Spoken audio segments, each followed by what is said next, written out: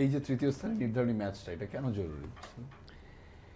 না, তৃতীয় নির্ধারণী ম্যাচটা আসলে গতকাল টমাস টুখেলি বলেছিল যে এক্স্যাক্টলি, আমি এটাই টানতে যাচ্ছিলাম। কেউ খেলতে চায় না। হ্যাঁ,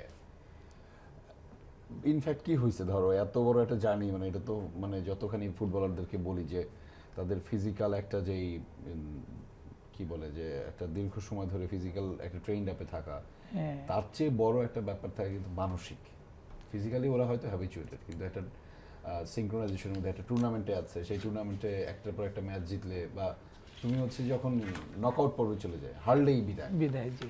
এই পর্যায়ে আইসে তারপরে হচ্ছে যে এই তৃতীয় স্থান নির্ধারণী ম্যাচটা আসলে কতটুকু গুরুত্বপূর্ণ?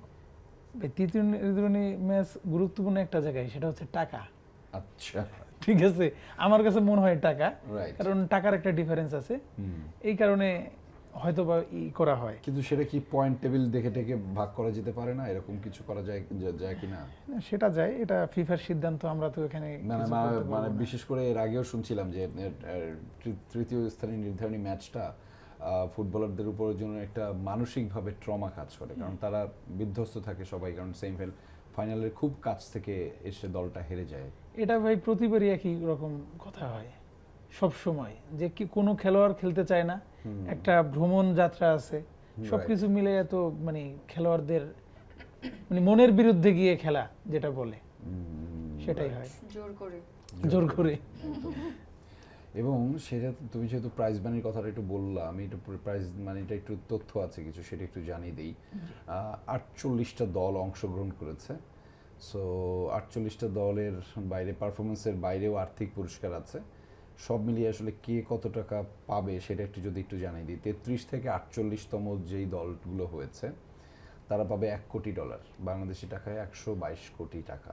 আচ্ছা, 17 থেকে 32তম দল যারা হয়েছে তারা পাবে $1,20,00,000, $20,00,000 বাংলাদেশি টাকায় সেটা হচ্ছে 147 কোটি টাকা।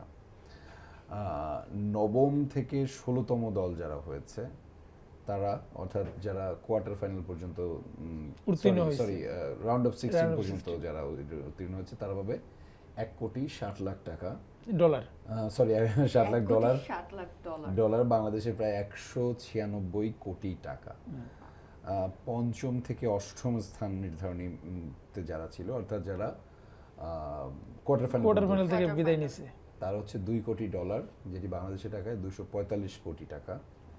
চতুর্থ স্থান অর্থাৎ সেমিফাইনাল পর্যন্ত যারা উঠেছেন তারা পাবে $2,80,00,000 বা বাংলাদেশি টাকায় 343 কোটি টাকা।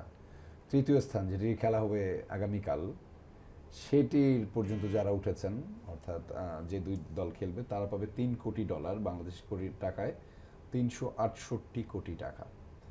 শেষ বাকি থাকলো দুটি, একটি হচ্ছে রানার্স আপ, একটা চ্যাম্পিয়ন। রানার্স আপ পাবে $3,40,00,000, বাংলাদেশি টাকায় প্রায় 417 কোটি টাকা। চ্যাম্পিয়ন টিম $5,10,00,000 পাবে, যা বাংলাদেশি টাকায় 625 কোটি টাকা।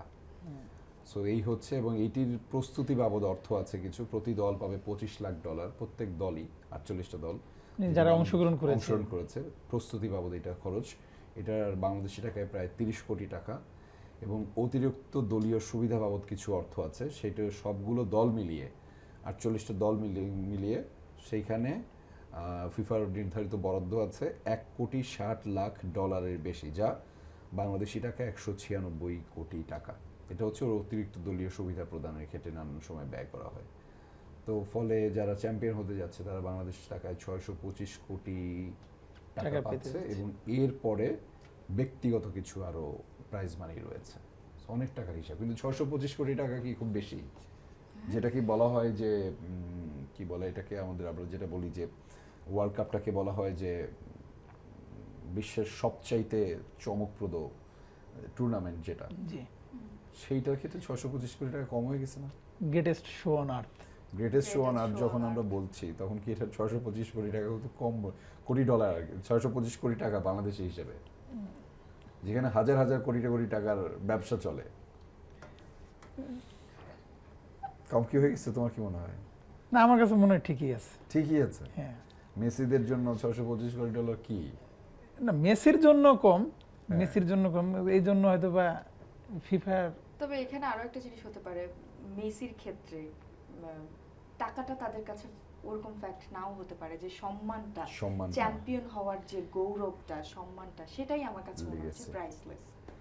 তবে না, সেটার আমি জন্য সেটা কেনা। কেন বলছি যে মানে মেসি তো আসলে এই খেলোয়াড়, সরি ফিফা তো এই সমস্ত সব খেলোয়াড়কে দিয়ে এই কোটি Earn করে। হাজার হাজার কোটি টাকা ইনকাম Earn করছে, করে। সেক্ষেত্রে Income প্রাইজ করছে। মানিটা আর একটু বেশি হলেই আমরা না, দেখেছি যে প্রতিবারই তো বেড়ে যাচ্ছে, প্রতিবারই বাড়ানো লাস্ট হচ্ছে। ম্যাচটাতে বাংলাদেশি টাকায় 1 কোটি টাকারও বেশি হচ্ছে তোমার টিকিটের মূল্য ছিল, এবং সর্বনিম্ন যেটি ছিল সেটি হচ্ছে 3 লাখের বেশি, মানে শুধুমাত্র একজন খেলা। এবং আমরা ফাইনালে যেই যেখানে MetLife ম্যাচ স্টেডিয়ামে হবে সেখানে 86,000-এর বেশি হচ্ছে দর্শক আসন সংখ্যা। অ্যাকোমোডেট করা যাবে, ফলে সেইখানকার টিকিটের দামও তো এই একই অবস্থা। ফলে শত শত কোটি টাকা ইনকাম করছে ফিফা, সেখানে প্রাইজ মানি নিশ্চয়ই আরো বাড়ানোর সুযোগ থাকে।